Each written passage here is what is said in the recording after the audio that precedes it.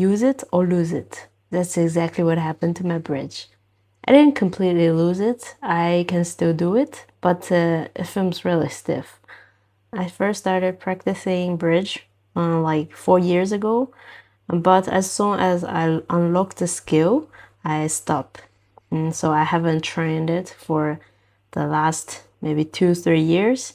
Lately, I wonder if I do it aggressively, where I get it back quickly. So for the next 7 days, my goal is to accumulate 10 minutes of bridge hold every day and see what happened.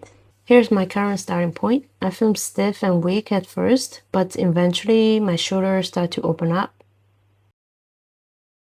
Another thing I want to try is walking in a bridge. Here's my attempt. It's really hard for me. I can barely move in this position. At first, I thought 10 minutes would be easy, but I was wrong. The first few sets feel great. Everything is fresh, and I could hold it for over a minute. But fatigue accumulates pretty fast. It feels exactly like when I did the 15 minutes dead hand challenge in one of my old videos. I realized I need a structured walk to rest ratio. If I just rest based on how I film, the session will definitely drag on 4 hours. I have no idea how to split the sets, so I decided to use Imam again. And this means at the start of every minute, I will hold for X seconds, and the remaining time is for rest, repeating until I hit 600 seconds, which is 10 minutes.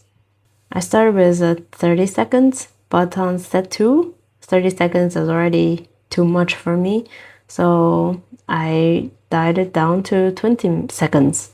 On set 7, okay, let's dial it down to 15 seconds. Safety first, right? 15 seconds turned out to be a sweet spot. I managed to finish the session with this number. You can see the comparison here. My push-ups get noticeably slower and harder as the session goes on. During the hold, most of the pressure is all on my shoulders.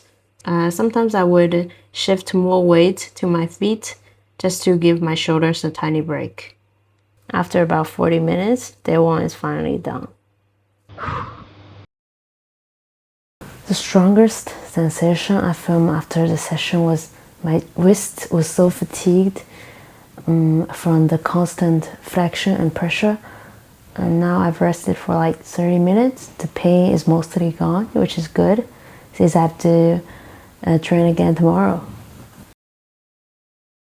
Just woke up, the shoulder area, the whole arm, and glute, the whole leg just feels sore, and nothing uncomfortable on the wrists. Ready for day 2.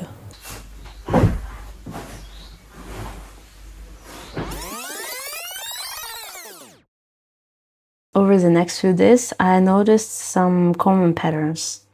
At the start of every session, the stiffness and soreness in my front shoulder restrict me. I couldn't really straighten my arms, so I'm stuck in this bent arm position for the first few sets. But after these few sets, I can finally look it up at the top. The load dropped significantly. It was a whole different world. Basically, bent arms require more strength, while straight arms allows you to bone stack and use less effort.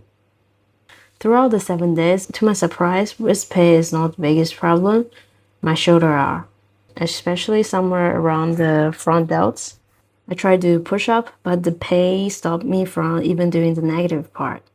When I tried to stretch like this, my arm couldn't pass the certain angle. To prevent myself from getting injured in this week, I keep my body engaged and be aware of my body.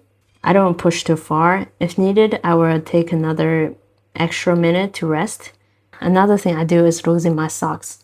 I need that friction between my hands, feet, and the floor to keep me stable.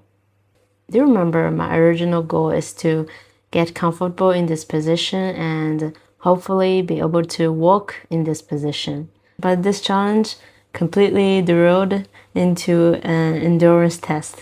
Now the goal is to just hold there for 10 minutes and don't get hurt.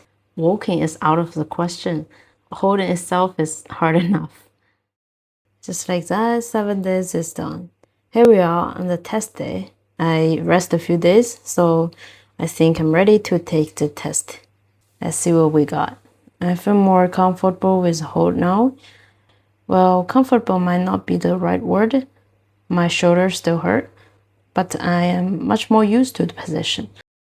The bridge rotation feels smoother, though it's still not as good as it used to be.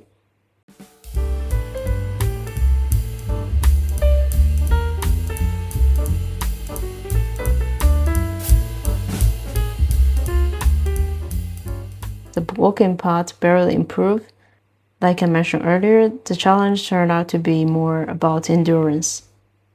I'm editing this video long after I finished this challenge, so I can tell you now, it took me about half a month to fully recover from the discomfort of the shoulder. Looking at the result, it's not an efficient way to train regularly, but for a one-time challenge, it's a memorable experience. That's pretty much it. See you in the next video.